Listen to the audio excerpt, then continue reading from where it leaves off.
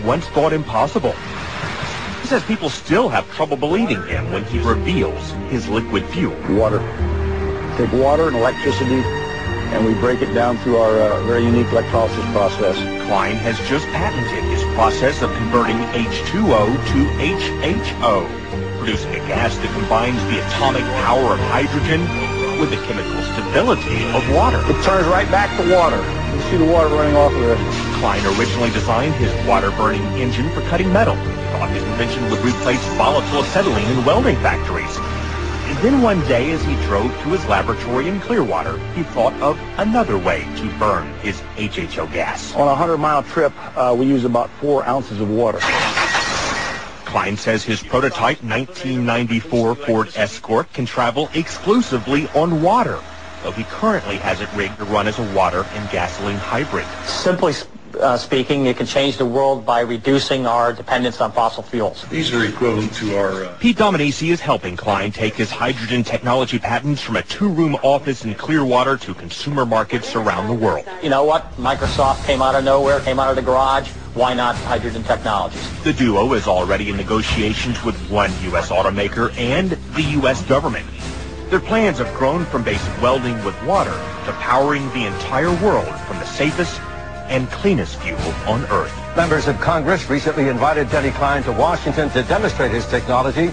Now his company is currently developing a Hummer for the U.S. military that can run on both water and gasoline. If you've heard of the OrionProject.org, and it is a 501c3 nonprofit that we started very recently, this year in 2008.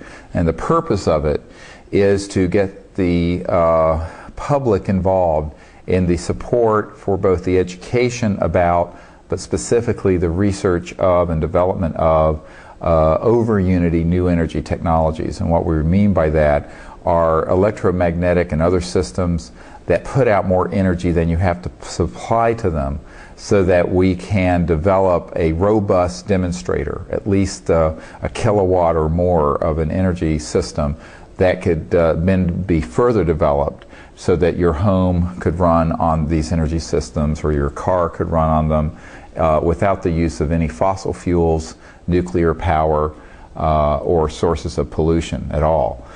We know that this is possible. If you do a study over the last 100 years since the early 1900s, and at the OrionProject.org, there's a lot of historical overview back all the way to the time of Tesla and Stubblefield, where these types of technologies had been developed.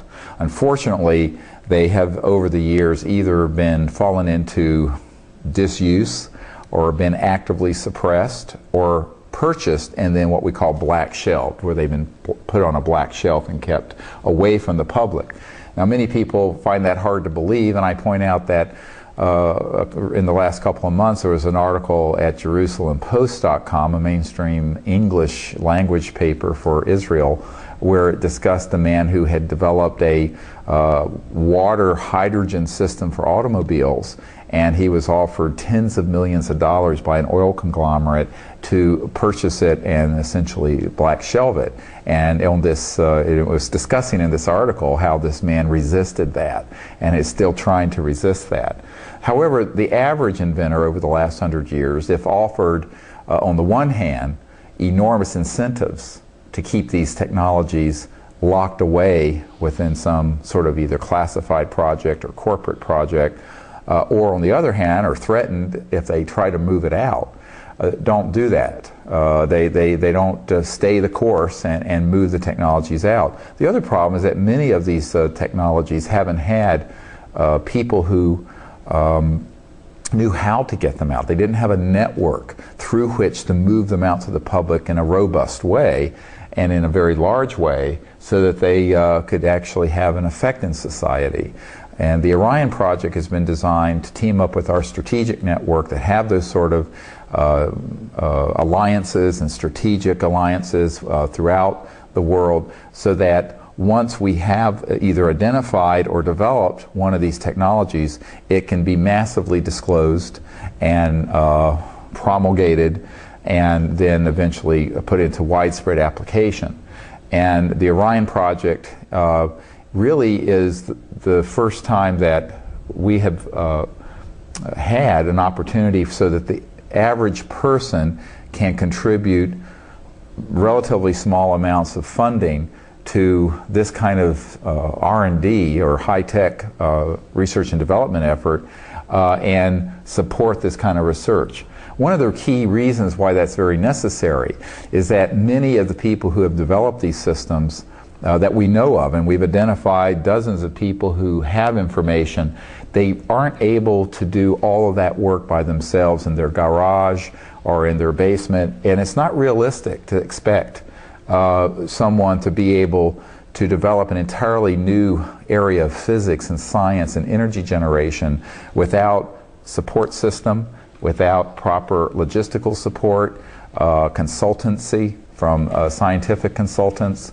And what the Orion project is designed to do is to create that synergy, like a campus, where we can pull all of these brilliant physicists and engineers and inventors together, but then also provide them with the technical support, fabricating support, materials management, security, logistics, and bring in the right folks when you get stuck on a certain issue to consult and solve the problem.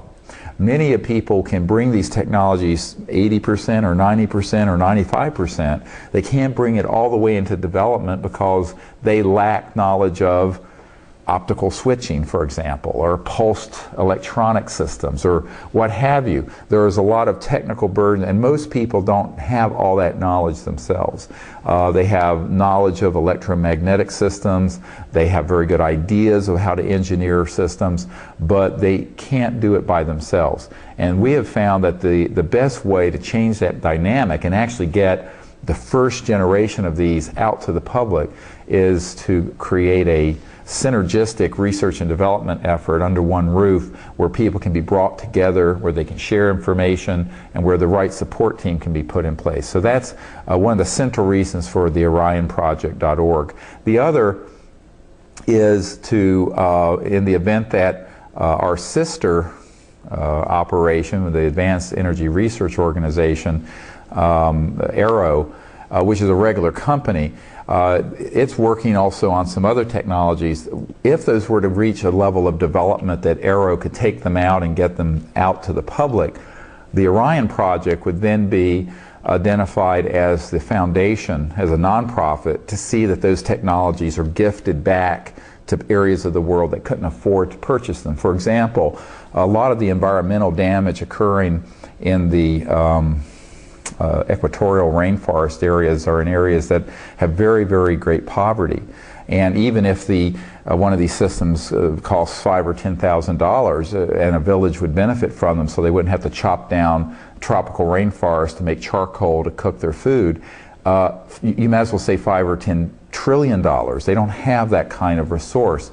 So what the Orion project would do and will do is be able to get these technologies and then through its network see that they are gifted to areas where a great deal of environmental damage is occurring, and in working with other international relief agencies get these technologies to these developing areas that are very impoverished, but also where there's a tremendous amount of environmental damage occurring.